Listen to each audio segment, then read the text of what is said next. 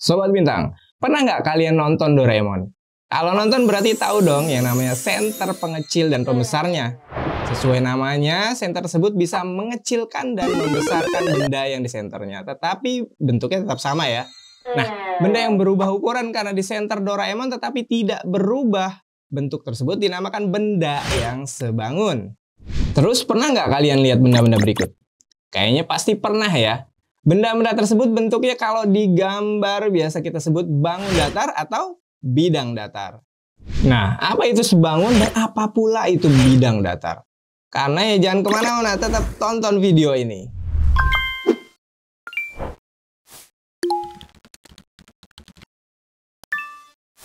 Assalamualaikum warahmatullahi wabarakatuh. Apa kabar Sobat Bintang? Semoga semua dalam kebaikan ya. Amin. Di video kali ini kita akan ngebahas beberapa hal, di antaranya. Lalu apa itu bidang datar atau bangun datar? Ada yang tahu? Oke, benar sekali. Bidang datar atau bangun datar adalah bentuk geometris yang terdiri dari dua dimensi. Hanya memiliki luas, tapi tidak memiliki volume. Contohnya, sip, betul sekali. Persegi, persegi panjang, segitiga. Masih ingat semua ya Sobat Bintang pastinya? Terus di bidang datar itu ada yang namanya titik, garis, dan bidang. Titik adalah bentuk paling sederhana dari geometri. Dan nggak ada definisi pastinya.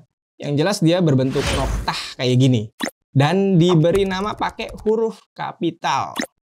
Sedangkan garis adalah sekumpulan titik yang memanjang tanpa batas di kedua arah tanpa adanya lengkungan kayak gini.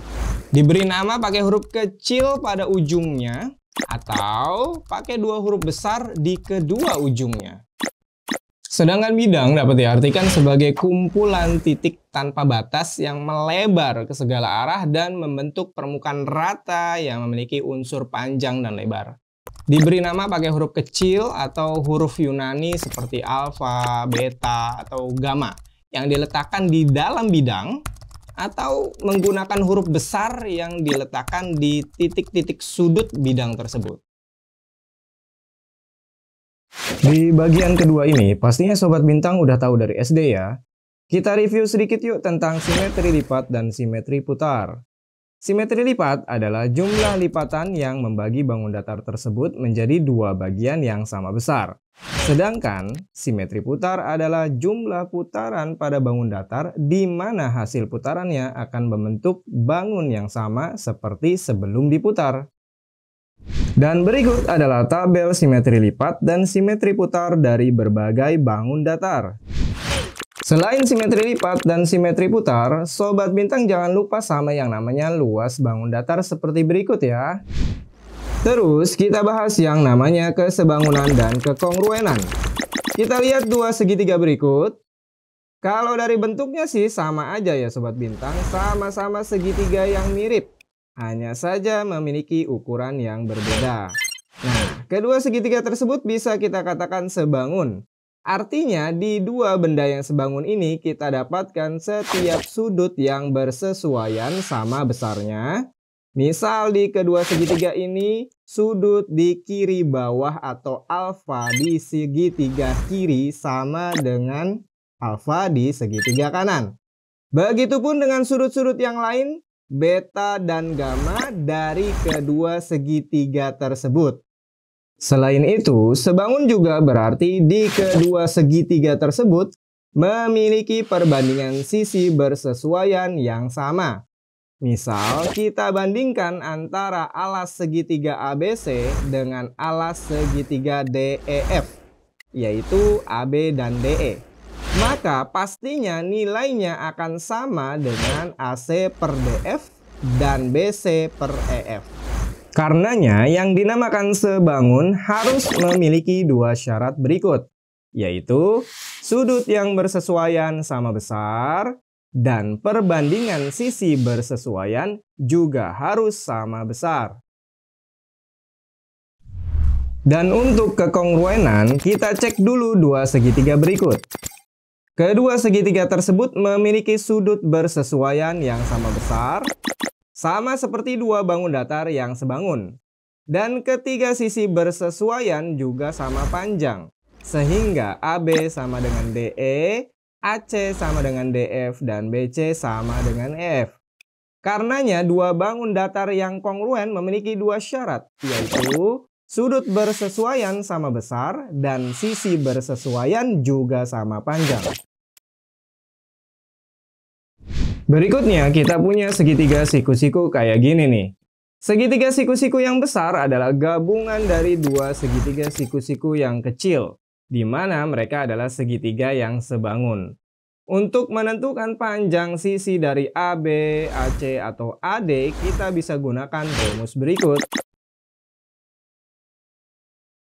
Dan untuk rumus trapesium yang sebangun, di mana untuk mendapatkan panjang dari EF, kita bisa dapatkan dengan perbandingan antara DC kali AE tambah AB kali DE dengan AE tambah DE, atau bisa juga DC kali BF tambah AB kali CF dan BE tambah CF. Udah kelihatan polanya ya? Contoh pertama, tipe soal pengetahuan kuantitatif. Kita zoom dulu gambarnya ya. Nah, berdasarkan keterangan di soal bahwa bangun datar BCDF adalah persegi, maka panjang BF, CD, DF, dan BF pastinya sama, yaitu 3. Kemudian karena ABF adalah segitiga siku-siku, taunya siku-siku gara-gara apa?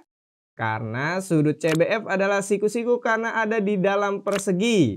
Sehingga kita dapatkan panjang dari AF berdasarkan teorema Pythagoras, yaitu AF sama dengan akar dari AB kuadrat tambah BF kuadrat. Sehingga kita dapatkan panjang AF sama dengan 5. Karena yang ditanya adalah panjang EF, maka kita misalkan EF sebagai X. Kemudian coba pisah kedua segitiga yang memuat EF, misal segitiga DEF dan segitiga ABF. Nah, dari sini kita dapatkan dua segitiga yang sebangun sehingga kita dapatkan perbandingan sisinya yaitu EF jika dibandingkan dengan AF, maka akan sama dengan FD dibandingkan dengan AB. Maka akan kita dapatkan, lalu tinggal kita kali silang aja nih, maka X akan menjadi 15/4. Nah, di contoh kedua kita aplikasikan nih luas bangun datarnya.